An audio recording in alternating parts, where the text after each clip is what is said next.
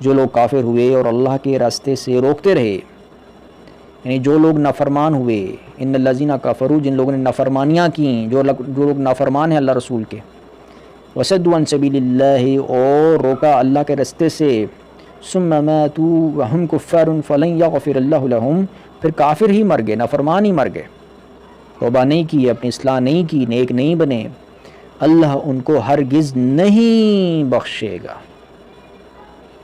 یہ ہے شرک۔ اللہ تعالیٰ شرک کو معاف نہیں کرتا نا۔ وہ شرک یہ ہوتا ہے کہ آپ زندگی اپنی مرضی سے یا کسی شیطان دوست کی مرضی سے یا شیطانی نظریات کی مرضی سے یا اپنی خواہشات کی مرضی سے چلاؤ، یہ ہے ان سب کو معبود بنانا اور اللہ کو چھوڑ دینا، یہ ہے شرک۔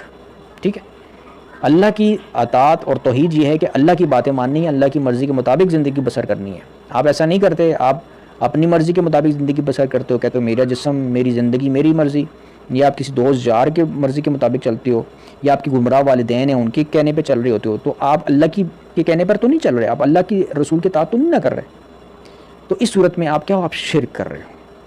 کیوں؟ کیونکہ عبد بننا اللہ کا غلام بننا ہے، اور غلامی ہوتی ہے اللہ کی مرضی اپنے اوپر نافذ کرنا، اور جو عبد نہیں بنتا، اللہ کا عبد نہیں بنتا، وہ پھر ظاہر ہے کسی اور کا عبد بنتا ہے، وہ کسی اور کا غلام بنتا ہے، اپنی نفس کا غلام بنتا ہے، اپنی خواہشات کا غلام بنتا ہے، اپنے والدین کی ٹیڑھے نظریات کا غلام بنتا ہے، اپنے شیطانی دوستوں کے ٹیڑھے نظریات کا غلام بنتا ہے، تو پھر وہ کیا ہوتا ہے؟ وہ مشرک ہوتا ہے۔ اس لیے شرک اللہ معاف نہیں کرتا۔ شرک کیا ہوتا ہے کہ آپ اس حالت میں مرو کہ آپ توبہ نہ کرو۔ دیکھو، شرک اس صورت میں قابل معافی ہو جاتا ہے کہ آپ سے غلطی ہوگی، خطا ہوگی، مگر دنیا میں ہی آپ نے توبہ کر لی، آپ نے سچی پکی توبہ کر لی، ٹھیک ہے نا، اللہ کے راستے پر چلنا شروع کر دیا آپ نے، تو پھر آپ کا شرک بھی معاف ہو گیا۔ لیکن اگر آپ نے توبہ نہیں کی اور کفر کی حالت میں ہی مر گئے تو وہ پھر ہوتا ہے شرک، اور وہ شرک اللہ معاف نہیں فرماتا، جیسے کہ فرما دیا ان الذین کفروا، جن لوگوں نے نافرمانی کی۔ کس کی نافرمانی کی؟ اللہ کی نافرمانی کی، رسول کی نافرمانی کی۔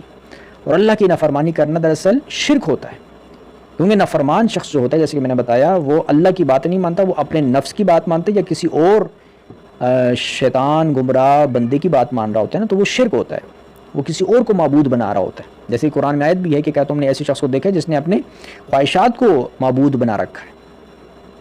تو اللہ فرماتے ہیں جو لوگ جنہوں نے نافرمانی کی، اللہ کے راستے سے روکتے رہے، پھر نافرمان ہی مر گئے، تو اللہ ان کو ہرگز نہیں بخشے گا۔ اس لیے مغفرت صرف ان لوگوں کے لیے ہے کہ جو اللہ کی مرضی کے مطابق زندگی بسر کرتے ہیں، جو جانتے بوجھتے ہوئے اللہ کا انکار کرتے ہیں، اللہ کے حکموں کو ریجیکٹ کرتے ہیں، نہیں مانتے، اور پھر وہ مر جاتے ہیں اسی نافرمانی میں، تو اللہ ان کو معاف نہیں کرے گا۔